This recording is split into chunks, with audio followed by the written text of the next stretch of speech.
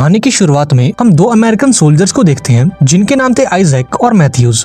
ये वक्त है साल 2007 का, जब इराक और अमेरिका की लड़ाई खत्म हो चुकी थी। लेकिन इसके बावजूद आइजैक और मैथ्यूज को इराक भेजा गया था ताकि वो एक पाइपलाइन के कंस्ट्रक्शन पर नजर रख सकें, क्योंकि उन्हें खबर मिली थी कि जुबा नाम का एक इराकी स्नाइपर उस साइट पर काम कर रहे अमेरिकन वर्कर्स को मार रहा है। अब ये दोनों उस लोकेशन पर पहुंचे और झाड़ियों के बीच लेटकर अपने दुश्मन की तलाश करने लगे। देखते ही देखते 20 घंटे गुजर गए, लेकिन अब तक इन दोनों को कोई हलचल दिखाई नहीं दी और जुबा का भी कोई अता पता नहीं था। अब रेगिस्तान की भीषण गर्मी के चलते मैथ्यूज का सब्र खत्म होता जा रहा था और अब तक तो उसे लगने लगा था कि असल में यहाँ कोई स्नाइपर है ही नहीं और किसी ने उन्हें गलत इन्फॉर्मेशन दी है। वो आइजैक से कहता है कि हमें थोड़ा और आगे जाकर इस पूरे एरिया की छानबीन करनी चाहिए। इस पर आइजैक कहता है कि ऐसा करना एक बेवकूफी होगी, क्योंकि अगर जुबा यहाँ मौजूद है तो वो हमें जिंदा नहीं छोड़ेगा। यहाँ मैथ्यूज आइजैक से कहता है कि देख भाई, अगर जुबा यहाँ होता तो इन 20 घंटों में या तो वो हमें देख लेता या फिर हम उसे देख लेते। और रही बात इन बॉडीज की, तो मुझे लगता है कि इन लोगों को इराकी लुटेरों ने मारा होगा। इस पर आइजैक उससे कहता है कि इन सभी लोगों की मौत हेडशॉट खाकर हुई है और ये लुटेरों का नहीं बल्कि एक प्रोफेशनल स्नाइपर का काम है। हालांकि मैथ्यूज आइजैक की बात से सहमत नहीं था, लेकिन इसके बावजूद वो कुछ और घंटों तक इंतजार करने का फैसला करता है। देखते ही देखते कुछ घंटे और गुजर गए, लेकिन अब तक इन दोनों को कोई हलचल दिखाई नहीं दी। फाइनली मैथ्यूज के सब्र का बांध टूट गया और उसने उस कंस्ट्रक्शन साइट पर जाकर चेक करने का फैसला किया। उसने आइजैक से कवर देने को कहा और खुद अपनी बंदूक लेकर आगे बढ़ गया। थोड़ा चलने के बाद जब मैथ्यूज साइट पर पहुंचा तो उसे चारों तरफ लाशों का ढेर दिखाई दिया, जिनमें से कुछ लाशें अमेरिकन सोल्जर्स की थीं और बाकी लाशें अमेरिकन वर्कर्स की। यहाँ मैथ्यूज को एक रेडियो भी मिला और वो उसे उठाकर आगे बढ़ने लगा।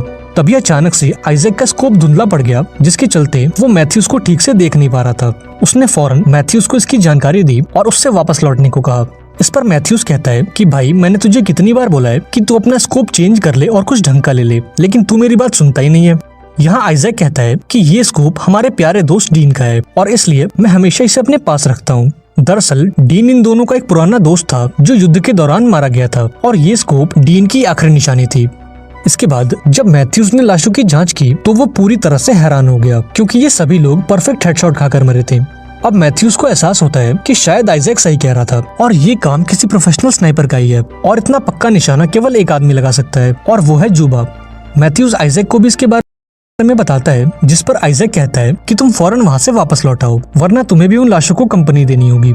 यहाँ मैथ्यूज आइजैक की बातों पर ध्यान नहीं देता और साइट के बीचों बीच खड़े होकर ये जानने की कोशिश करता है कि गोलियां किस डायरेक्शन से चलाई गई हैं। आइजैक उसे ऐसा करने से मना करता है, लेकिन अब तक तो काफी देर हो चुकी थी।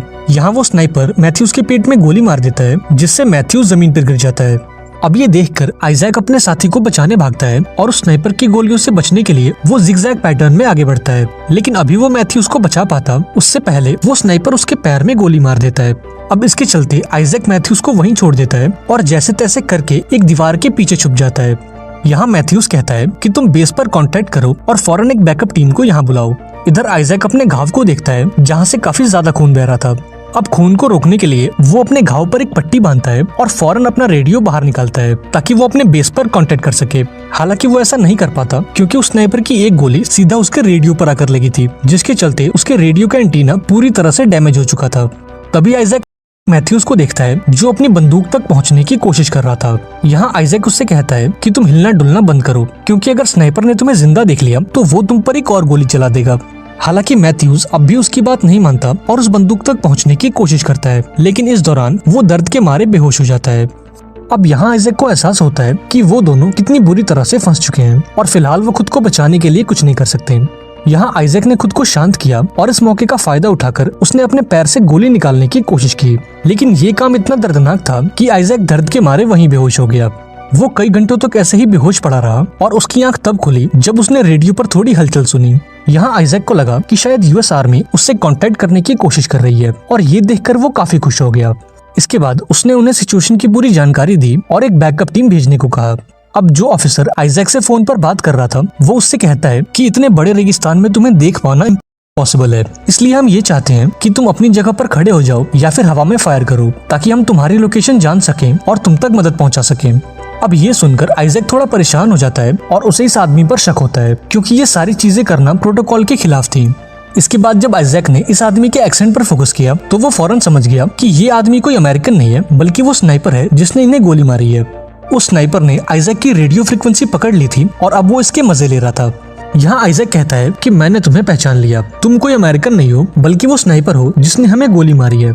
इस पर वो स्नाइपर कहता है कि तुम्हारा अंदाजा बिल्कुल सही है, मैं वही हूँ जिसने यहाँ मौजूद सभी अमेरिकियों को मारा है, और अगर तुम जिंदा रहना चाहते हो तो तुम मुझसे बातें करते रहो।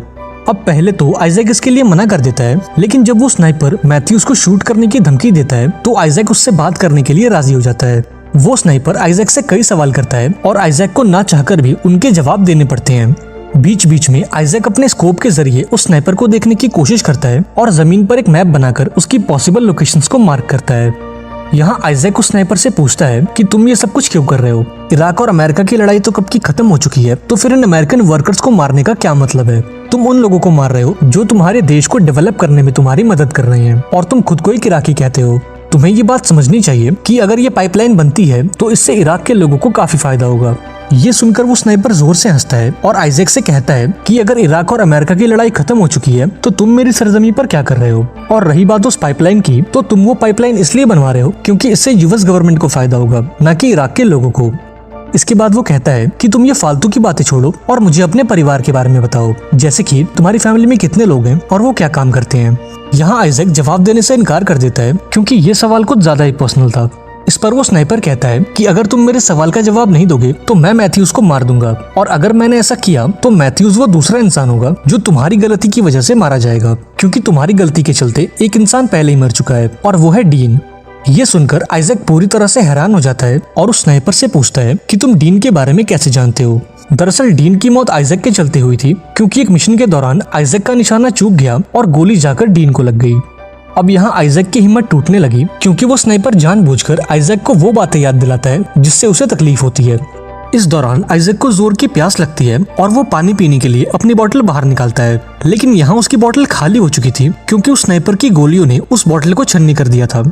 यहाँ वो स्नाइपर कहता है कि मैंने जानबूझकर तुम्हारी बोतल में गोली मारी ताकि तुम प्यास से तड़पते रहो, साथ ही मैंने तुम्हारे रेडियो को खराब कर दिया ताकि तुम किसी से कांटेक्ट न कर सको, और मैंने तुम्हारे सर के बजाय तुम्हारे पैर में गोली मारी ताकि तुम यहाँ से भाग भी न सको।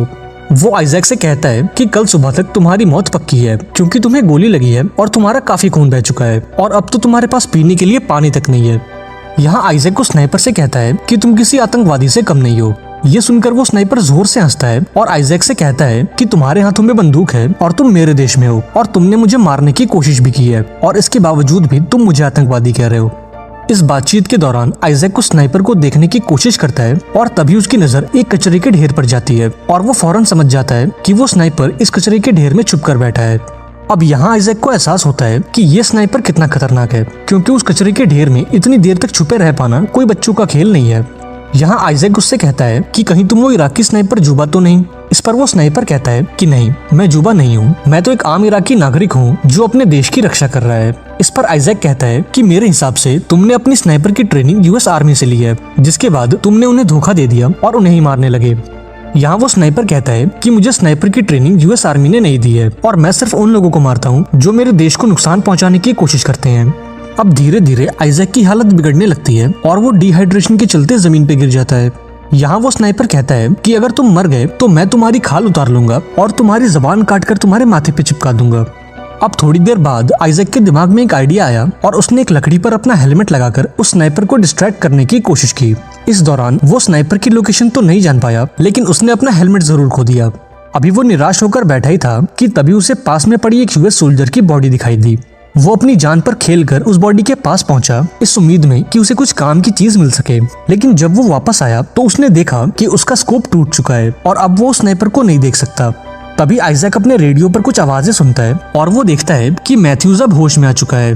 वो जोर से चिल्लाकर मैथ्यूज को स्नाइपर की लोकेशन बताता है और यहाँ मैथ्यूज अपने एक छोटे से शीशे में उस स्नाइपर को देखने की कोशिश करता है।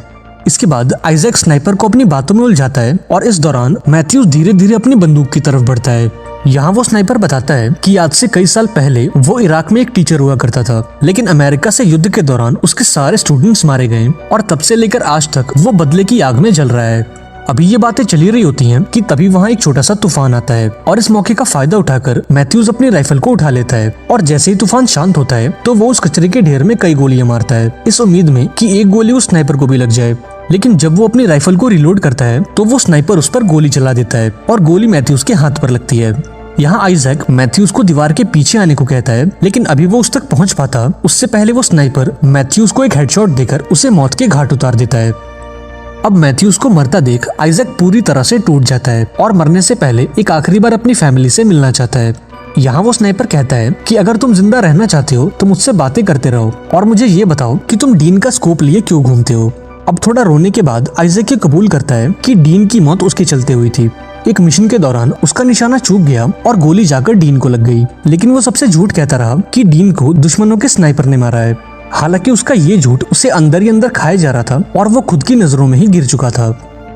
जब आइजैक उस स्नाइपर से बातें कर रहा था तभी उसे रेडियो पर थोड़ी हलचल सुनाई दी। उसने देखा कि उसके बेस के लोग उससे कांटेक्ट करने की कोशिश कर रहे हैं। आइजैक ने उनसे बात करने की कोशिश की, लेकिन इसका कोई फायदा नहीं था। उस स्नाइपर ने आइजैक की रेडियो फ्रीक्वेंसी को टैप कर लिया था, जिसके चलते आइजैक उनकी बातें तो सुन सकता था पर वो उनके जवाब नहीं दे पा रहा था। यहाँ वो स्नाइपर आइजैक बनकर बातें करता है और बेस के लोगों से एक बैकअप टीम भेजने को कहता है। और अब आइजैक को एहसास होता है कि असल में यहाँ मौजूद वर्कर्स ने कभी मदद बुलाई ही नहीं थी। वो तो ये स्नाइपर था जिसने उनसे मदद मांगी थी ताकि यूएस आर्मी यहाँ आए और ये एक एक करके उन्हें मार सके। यहाँ आइजैक ने इस बातचीत को रोकने की कोशिश की, लेकिन वो इसमें नाकामयाब रहा और थककर वहीं सो गया। अब थोड़ी देर बाद जब आइजैक होश में आता है तो उसे रेडियो पर कोई भी हलचल सुनाई नहीं देती, इसलिए उसे लगता है कि शायद वो स्नाइपर भी सो चुका है। इस मौके का फायदा उठाकर वो मैथ्यूज की राइफल को अपने पास खींचता है और उस कचरे के ढेर पर निशाना लगाता है। तभी आइजैक को यूएस आर्मी के 2 हेलीकॉप्टर्स दिखते हैं और ये देखकर आइजैक अपने सामने वाली दीवार को गिरा देता है ताकि वो लोग इसे देख सकें। इसके बाद वो अपना निशाना लगाता है और उस कचरे के ढेर में एक गोली मारता है। हालांकि वो श्योर नहीं था कि गोली उस स्नाइपर को लगी है या नहीं, और ये जानने के लिए वो अपनी जगह पर खड़ा हो जाता है ताकि अगर वो स्नाइपर जिंदा हो तो वो इसे मार दे। लेकिन लकीली वो स्नाइपर गोलियां नहीं चलाता, जिससे आइजैक को लगता है कि या तो वो स्नाइपर मर चुका है या फिर बुरी तरह से घायल है। अब जल्द ही वो दोनों हेलीकॉप्टर्स लैंड हो गए और यहाँ आइजैक की टीम उसे स्ट्रेचर पर लिटाकर वहाँ से ले जाने लगी। यहाँ आइजैक ने उन्हें स्नाइपर के बारे में बताने की कोशिश की, लेकिन उसकी हालत इतनी खराब थी कि वो ठीक से बोल तक नहीं पा रहा था। जल्द ही वो दोनों हेलीकॉप्टर्स टेक ऑफ हो गए और जैसे ही वो थोड़ी ऊंचाई पर पहुंचे तो उस स्नाइपर ने उन पर गोलियों की बारिश कर दी और हेलीकॉप्टर के पायलट्स को मार गिराया। इससे वो दोनों हेलीकॉप्टर्स क्रैश हो गए और अंदर मौजूद सभी लोग मारे गए। मूवी के एंड में वो स्नाइपर यूएस हेडक्वार्टर्स को कॉल करता है और उनसे एक रेस्क्यू टीम भेजने को कहता है और वो खुद को एक यूएस सोल्जर बताता है। और इसी के साथ ये शानदार मूवी यहाँ पर एंड हो जाती है। आई होप आपको ये कहानी पसंद आई होगी। अगर वीडियो अच्छी लगी हो तो इसे लाइक कर देना और चैनल को भी सब्सक्राइब कर लेना। मिलते हैं अगली वीडियो में, पर तब तक के लिए be safe and keep chilling.